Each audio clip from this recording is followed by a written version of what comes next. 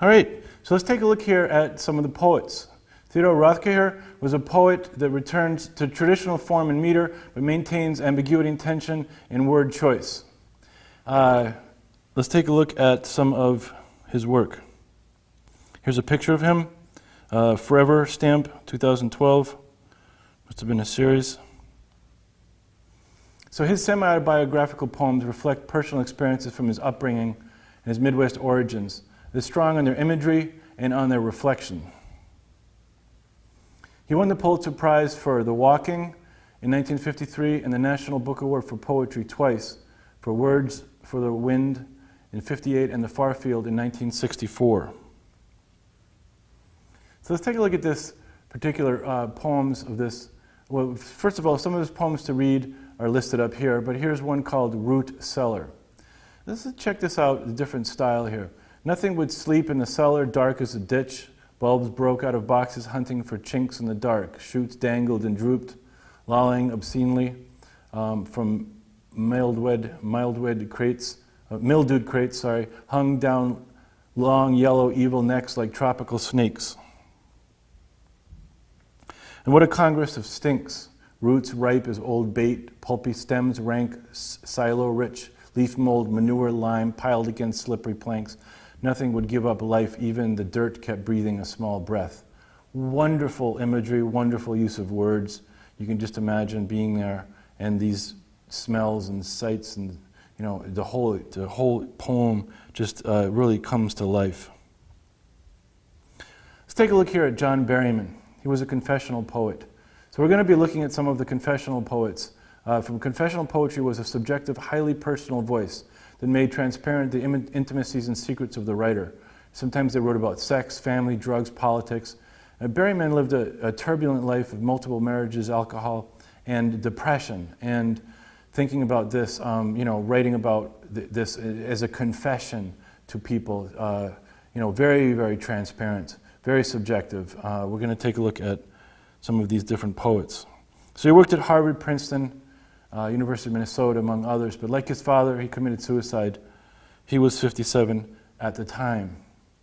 Homage to Miss Bradstreet. Mistress Bradstreet is a 57-stanza poem about her personal struggles with her Puritan lifestyle. Here we've got a poem retro back to the Puritan era, but it's written in a number of voices, including Berryman's mixed in there.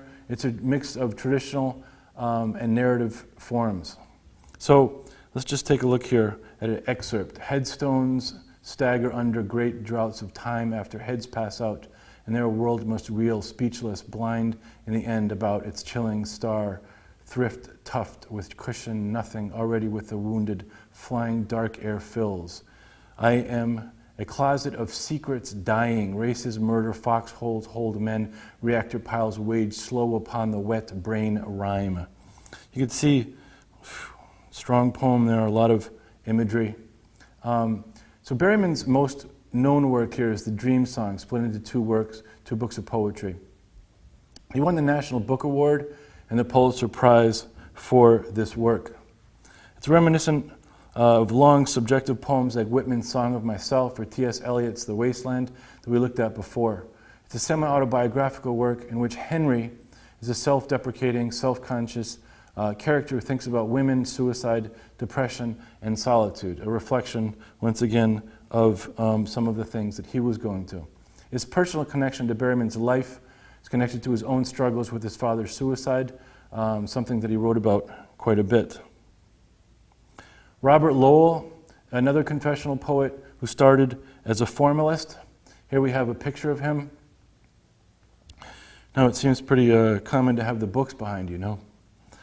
So the formalists or the new critics looked at the poem as an entity upon itself without falling into the biographical fallacy that could contextually cloud its meaning. So they looked at the poem's form, expression, and use of literary devices, kind of within itself. So in this tradition, he published some works here, and for which he won the National Poet Laureate position in 1947, among other awards. He changed style there, as we've seen in some of the, a lot of the poets we've looked at, a lot of the writers have changed their styles, and he moved into more style.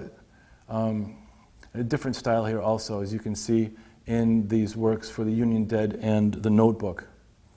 So his confessional poetry steeped up into the past of America, for the Union Dead, and you can see a lot of his own personal parts in here. Some of the poems to read are The National Graveyard in Nantucket, Memories of West Street in Lepke, and The Ruins of Time.